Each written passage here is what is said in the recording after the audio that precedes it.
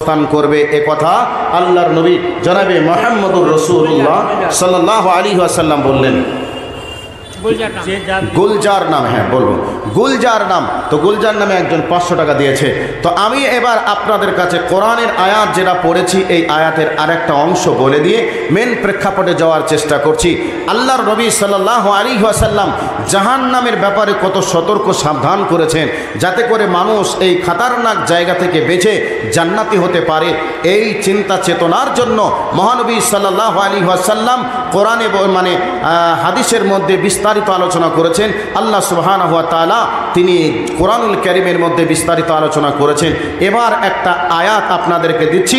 এতক্ষণ থেকে জাহান্নামের কথা আপনাদেরকে শোনালাম, এবার জান্নাতের একটা কথা বলবো, বলার পরে আবার হাদিসের দিকে আগিয়ে আসবো ইনশাআল্লাহ। একটু ধৈর্যের পরিচয় দিয়ে শোনার চেষ্টা করুন। এবার একটা আয়াত পড়ছি।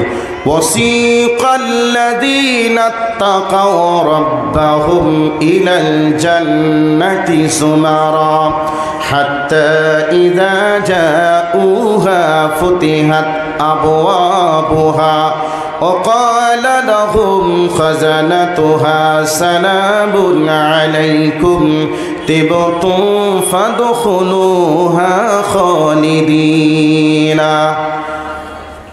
আল্লাহ পাক এই আয়াতে সূরা জুমারে পরপর দুইটি আয়াতে দুই রকম কথা বললেন। কি?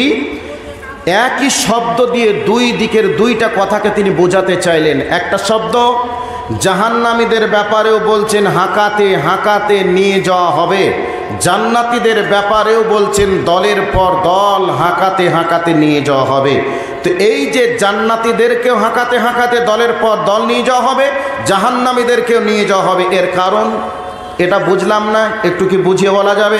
জি, আপনাকে একটু বুঝিয়ে বলছি, ভালো করে শুনে নেন। মনে করে নেন আপনাদের যিনি আজকে জালসার সভাপতি, ইনি আপনাদের এই মসজিদের বা মাদ্রাসার ইনি শিক্ষক ছিলেন। তো শিক্ষক ছিলেন, তো শিক্ষকতা করার সময়ে মানুষের কাছে এত জনপ্রিয়তা অর্জন করেছিলেন, মানুষের মুখে মুখে ওনার প্রশংসা। তো উনি কর্মসূত্রে এই জায়গা ত্যাগ করে অন্য কোনো জায়গাতে চলে গেছেন। তো ওনার অনুপস্থিতিতে ওনাকে আপনারা প্রয়োজন মনে করেন যে মাওলানা সাহেব ছিলেন, খুব ভালো মানুষ ছিলেন, চলে গেলেন, লোকটাকে আর পেলাম না, যদি পেতাম তাহলে একদিন বাড়িতে দাওয়াত করে খাওয়াতাম। তো মাওলানাকে যদি পেতাম আবার আমরা আমাদের মাদ্রাসাতে মোটা ধরনের বেতন দিয়ে আমরা অফার করার চেষ্টা করতাম। এই ধরনের শূন্যস্থান আপনারা পূরণের জন্য ওনাকে খোঁজাখুঁজি করেন। ঠিক আর আমি আপনাদের জালসায় এসেছি বক্তা, রাতের অন্ধকারে এমন একটা অঘটন ঘটিয়েছি, আপনারা আমাকে পেলেই মেরে দিবেন বুঝতে পেরে আমি রাতের অন্ধকারেই পালালাম। আমাকেও আপনারা খুঁজছেন, মাওলানাকেও আপনারা খুঁজছেন। এবার সোশ্যাল মিডিয়ার যুগ, মাঝে মধ্যে আপনারা হ্যান্ডবিলগুলাকে দেখতে থাকেন যে ইবাদুল্লাহ কলকাতার মানুষ, ওখান থেকে তো আর তুলে নিয়ে আসা যাবে না, সেই জন্য একটু কোথাও আসে কি না একটু দেখি, যদি এলাকায় কোথাও পাই তাহলে ওই বেটাকে আর ছাড়বো না, সেখান থেকে ধরে নিয়েছে ইলেকট্রিক পুলে বেঁধে দিবালোকের সামনে পিটিয়ে হাড় হাড্ডি আলাদা আলাদা করে দিব। এই রকম অপরাধ আমি করেছি, আর এই রকম রাগ আপনাদের আমার উপরে রয়েছে, এই অবস্থা চলছে। তো আমাকে আপনি এলআরপি চোখে 2-3 জন যুবক আমাকে ব্যাগ ঘাড়ে করে যেতে দেখলেন। হঠাৎ করে দেখে আপনারা আমাকে বলছেন, এই কোথায় যাবি? অমুক জায়গায় জালসায় যাব, চল আমার গ্রামে যেতে হবে। না আমি যাব না। আপনারা বলবেন যাবি না মানে যেতেই হবে, ছাড়বো না, চল যেতে হবে। তো আমাকে বলছেন ছাড়বো না, যেতে হবে, আর আমি বলছি যাব না। কেন? আমি জানছি আমি গেলেই পিটানি খেতে হবে আমাকে, না আমাকে যাওয়া যাবে না, গেলেই মার হবে, এই রকম আমি বুঝতে পেরেছি। আর আপনারা বলছেন না তোকে ছাড়বো না, যেতেই হবে। ঠিক মাওলানা সাহেবের সঙ্গে আপনাদের সঙ্গে দেখা হলো, আপনাদের এলআরপি চোখে দেখা হয়েছে। এই এলআরপি চোখে দেখা হয়েছে, এই অবস্থায় আপনারা মাওলানা সাহেবকে বলছেন চলেন আমাদের গ্রামে আপনাকে যেতে হবে।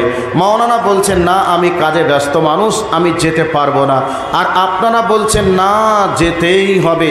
তো এই দুইজনাকে ছাড়বো না, যেতেই হবে বলার পিছনে উদ্দেশ্য আলাদা আলাদা আছে না নেই? আছে, একজনকে রেসপেক্ট করার জন্য বলছেন আর একজনকে পিটিয়ে শাস্তি দেওয়ার জন্য বলছেন। আমি আসবো না এই জন্য আমাকে মার হবে, আর উনি বলছেন আমি যাব না সময় নেই এই জন্য। তো জাহান্নামীদেরকে শাস্তি দেওয়ার জন্য হাঁকাতে হাঁকাতে নিয়ে যাওয়া হবে। জাহান্নামীরা বুঝেছে গেলেই তো আযাবের মধ্যে পড়তে হবে, আর জান্নাতীদেরকে হাঁকাতে হাঁকাতে নিয়ে যাওয়া হবে তার পিছনে কারণ কি একটু আপনাদেরকে বলি। কারণ হলো এই দুনিয়াতে আপনি যতই দামি জায়গাতে ভ্রমণ করেন না কেন, আপনি যদি উদাহরণস্বরূপ বোঝাই, যদি আপনি কোনোদিন মসজিদে নববীতে যান, মসজিদে নববীকে এমন করে চমৎকার করে বানানো হয়েছে, যারা জীবনে ভালো জায়গা দেখিনি, ভালো জায়গায় যারা ঘুরিনি, ওই মানুষগুলি যখন মসজিদে নববীর গেটের সামনে দিয়ে অতিক্রম করবে, যে জায়গায় দেখবেন ছাতা লাগানো আছে, ওই জায়গাতে দেখবেন পানির পাখার সঙ্গে পানি ঝরছে, পানি উঠছে, সঙ্গে আতর গোলাপ দেওয়া আছে, সুন্দর পরিবেশ, সুন্দর জায়গাটাকে দেখবে। দেখার পরে ওই ব্যক্তি বলবে না না, এত সুন্দর জায়গা ছেড়ে ভিতরের দিকে আমি যাব না, আমি এই জায়গাতে বসে যাই।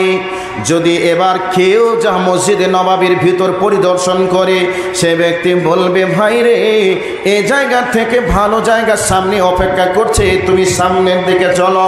সামনের দিকে যখন দরজার মধ্যে ঢুকবে, মসজিদে নববীর টেকচার দেখে আপনার ব্রেন যেন পাগল হয়ে যাবে, বলবে আহারে এত সুন্দর কি করে বানিয়েছে, কার ব্রেনেই বা গেঁথেছে, কে বা এত সুন্দর ডিজাইন মাস্টার প্ল্যান দিয়েছে, অতএব এত সুন্দর জায়গা ছেড়ে আর কোথাও যাব না, আমি এই জায়গাতে বসে যাই। আর যে ব্যক্তি ঘুরেছে সে ব্যক্তি বলবে না না না, একটু সামনের দিকে আগিয়ে চলো, যে জায়গায় হযরতে বিলাল আযান দিতেন হাইয়া আলাস সালাহ হাইয়া আলাল ফালাহ বলে, একটু ওই জায়গাটা দেখার জন্য সামনের দিকে চলো।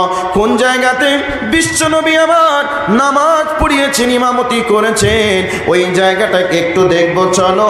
এই করে করে করে করে আপনি যখন রিয়াজুল জান্নাতের মধ্যে পৌঁছে যাবেন, ওই রিয়াজুল জান্নাত সম্পর্কে বিশ্ব নবী আমার বলেছেন, দুনিয়ার জান্নাত হলো রিয়াজুল জান্নাত। ওই জান্নাতের ভিতরে আল্লাহ বলেছেন যেমন কোনো হইচই থাকবে না, কোনো মানুষের চিৎকার চেঁচামেচির আওয়াজ থাকবে না, মনেতে কোনো টেনশন থাকবে না, প্রশান্তি পেয়ে যাবে। আপনি এই দুনিয়াতে রিয়াজুল জান্নাতের ভিতরে যদি আপনি পৌঁছে যান, ওই রিয়াজুল জান্নাতের ভিতরে আপনার ব্রেনে দুনিয়ার চিন্তা যা থাকবে সব ডাউন হয়ে যাবে, উড়ে যাবে, কোনো চিন্তা থাকবে না। এত সুন্দর পরিবেশ পরিস্থিতি দেখে আপনার ব্রেন যেন উতাল পাতাল করবে। বন্ধুরে, ঠিক তেমনি ভাবে জান্নাতীদেরকে জান্নাতের দিকে যখন হাঁকাতে হাঁকাতে ফেরেশতারা নিয়ে যাবে, ওয়াসিকাল্লাযীনা তাকাউ রাব্বাহুম ইলাল জান্নাতি যুমারা, জান্নাতের দিকে যখন হাঁকাতে হাঁকাতে নিয়ে যাবে, এই অবস্থায় জান্নাতের গেটের দিকে যখন প্রবেশ করবে, জান্নাতের গেটের জান্নাতের গেটের সাইডগুলিতে বিভিন্ন ফল ফ্রুটের গাছ লাগানো থাকবে, পানির ফোয়ারা ছুটবে, সুন্দর ডিজাইন, সুন্দর পরিবেশ দেখে বসার জায়গা করা থাকবে। এই দৃশ্যগুলি দেখে জান্নাতীরা বলবে না না, ভিতরের দিকে আর যাওয়ার কোনো প্রয়োজন নেই, এত সুন্দর বসার জায়গা আছে, এখানে ফল ফ্রুট রয়েছে, ফল ফ্রুটগুলা খাবো, সুন্দর পরিবর্তনের সুন্দর দৃশ্যগুলা দেখবো, এখানেই থাকবো, এখানেই ঘুমাবো, সামনের দিকে আর যাব না। আর ফেরেশতারা বলবে না রে না না, এর থেকে দামি জায়গা তোদের জন্য সামনে অপেক্ষা করছে, সামনের দিকে চল। সামনের দিকে যত আগাবে ততই যেন দামি জায়গা দেখতে পাবে। এই করে করে সামনের দিকে আগাবে, প্রথম যা দেখেছে সামনের দিকে গিয়ে দেখবে আরো উন্নত মানের, ওখানে বিভিন্ন ফল যেন গাছ থেকে পড়ে জমিনের উপরে পড়ে আছে, সুন্দর দৃশ্যগুলা দেখবে। আর তারা এই দুনিয়ার জান্নাতি, তারা ওই ফল ফ্রুটগুলিকে দেখে বলবে এত সুন্দর ফল পড়ে আছে, আর কোথায় বাজাবো, এই ফলগুলিকে কুড়িয়ে খাবো, এখানেই আনন্দে ঘুরবো। আর জান্নাতের ফেরেশতারা বলবে না না, সামনের দিকে চলো, সামনের দিকে যত যাবে ততই যেন উন্নত মানের জায়গা দেখতে পাবে। এই করে করে জান্নাতের মেন গেটে যখন পৌঁছে যাবে, এই অবস্থায় জান্নাতের ফেরেশতারা গেট খুলে দিবে, ওয়েলকাম, স্বাগতম, মারহাবা জানাবে। এই অবস্থায় বলবে ওয়াকালা লাহুম খাজানাতুহা সালামুন আলাইকুম তিবতুম ফাদখুলুহা খালিদিন। তারা জান্নাতের ফেরেশতারা গেট খুলে দিবে। গেট খুলে দেওয়ার পরে বলবে আল্লাহর পক্ষ থেকে তোমাদের উপরে শান্তি, আল্লাহর পক্ষ থেকে তোমাদের জন্য রহমত, আল্লাহর পক্ষ থেকে তোমাদের জন্য করুণা বর্ষিত হোক। তোমরা এই জান্নাতে প্রবেশ করো, এই জান্নাতের মধ্যে তোমরা চিরদিন চিরকাল থাকো। এই কথা জান্নাতীদেরকে জান্নাতের ফেরেশতারা বলবে। ওরে আমার মুমিন ভাই, ওরে আমার যুবক ভাইয়েরা, জাহান্নামের ভয়াবহর কথা আপনাদেরকে অল্প সময়ে বোঝানোর চেষ্টা করেছি। তবে জান্নাতের ভিতরটা কেমন হবে, গেটের পরিস্থিতি পরিবেশের কথাকে আমি আপনাদেরকে একটু টাইমের মধ্যে বলার চেষ্টা করলাম। জান্নাতের মধ্যে আপনাকে যখন ছেড়ে দেওয়া হবে, জান্নাতের ভিতরে ফেরেশতারা বলবে তোমরা চিরদিন চিরকাল এই জান্নাতের ভিতরে থাকবে। কুলু ওয়াশরাবু হানিয়াম বিমা আসলাফতুম ফিল আইয়ামিল খালিয়া। জান্নাতের ভিতরে তোমরা এখানে চিরদিন চিরকাল থাকবে। এই জান্নাতের ভিতরে তোমাদের মনে যা চাইবে তোমরা তাই খাবে, যেখানে মন সেখানে যাবে, যা ইচ্ছা তাই তোমরা করবে।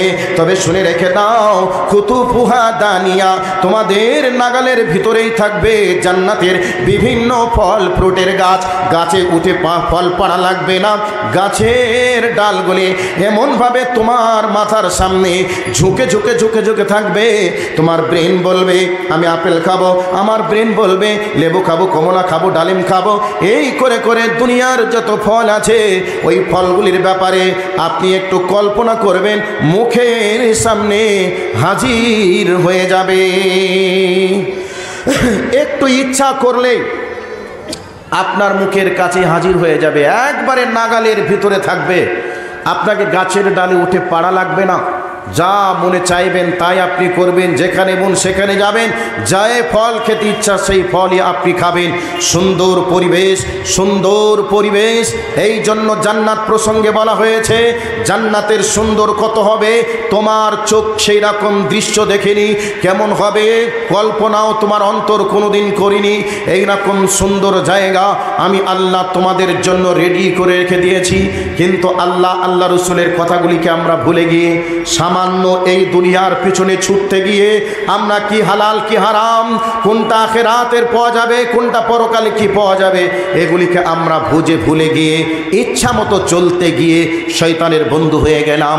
আল্লাহ রসুলের আমরা খাঁটি উম্মত, আল্লাহর বান্দা হতে পারলাম না। সেজন্য বলছিলাম ভাই, ওই জান্নাতি মেহমান হওয়ার জন্য আমরা সবাই প্রাণপণ চেষ্টা করব। আমরা প্রত্যেককেই 5 ওয়াক্তের সালাত আদায় করার চেষ্টা করব, আর প্রত্যেককেই আমরা আমাদের জান্নাত পাওয়ার জন্য কোনো সময় জানি ইবাদত, কোনো সময় মালি ইবাদত, কোনো সময় বাদানি ইবাদত, শরীরে মেহনত করে কোনো সময় করতে হয়, কোনো সময় টাকা দিয়ে করতে হয়, আবার কোনো সময় জান্নাত পাওয়ার জন্য জীবনটাও দিতে হয়। সেই জন্য ভাইয়া আজকে এই মাদ্রাসার জন্য আপনারা মালি ইবাদত, মাল দিয়ে আল্লাহর জান্নাতকে ক্রয় করার আপনারা চেষ্টা করবেন। আপনারা যথেষ্ট চেষ্টা করলেন। আমার প্রাণ প্রিয় ভাই মোহাম্মদ হোসেন সেলফি সাহেব আলোচনা করছিলেন মনোমুগ্ধকর পরিবেশে, সাথে সাথেই আপনারা প্রাণ খুলে 10,000, 20,000, 5,000 করে টাকা আপনারা দিয়েছেন। সেই রকমভাবে এখনও যারা বাকি আছেন আপনাদের কাছে আন্তরিকভাবে অনুরোধ থাকবে, যাকে যে হালাতে যেভাবে আল্লাহ রেখেছেন সে সেভাবে তার সামর্থ্য থাকা, মানে সমর্থ যেভাবে আল্লাহ যাকে রেখেছেন সেইভাবে মাদ্রাসার জন্য মুক্ত হস্তে দান করার প্রাণপণ চেষ্টা করা লাগবে। সেই জন্য বলছি ভাই, ওই জান্নাতি মেহমান হওয়ার জন্য এখানে অনেক মানুষ বসে আছেন, রাতকে অতিক্রম করে ঠান্ডার মানে গরমের বিছানাকে ছেড়ে দিয়ে ঠান্ডায় বসে আছেন। নিশ্চয়ই জান্নাতে যাওয়ার লোভ আছে, জাহান্নামের ভয় অবশ্যই আছে। আল্লাহকে কম এবং বেশি বিশ্বাস করেন। আমি আপনাদের কাছে দেখতে চাই, আপনাদের কাছে এই মানে জনগণের মধ্য থেকে আমি দেখতে চাই কোন কোন ব্যক্তি আল্লাহর জান্নাতি মেহমান হতে চান, সেই দিকে লক্ষ্য রেখে